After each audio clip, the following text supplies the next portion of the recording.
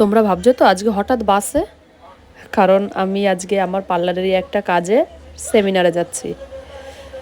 Hello বন্ধুরা, সবাই কেমন আছো?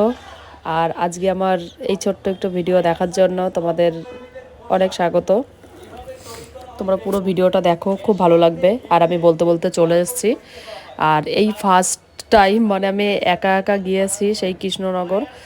একটু ভয়ও লাগছিল যে গিয়ে কীরকম লাগবে, যেহেতু একা। কিন্তু ওইখানে আমাদের পার্লারে দিদি ছিল, দিদিও সবাইকে মানে এত ভালোবেসেছে, এত সুন্দর কথা বলেছে। এই দেখো আমাদের সব গ্রুপের আমরা সবাই এক জায়গায় বসেছি, এত আনন্দ মজা ঠাট্টা মানে সবাই মিলে একসঙ্গে করেছি না, কি বলবো।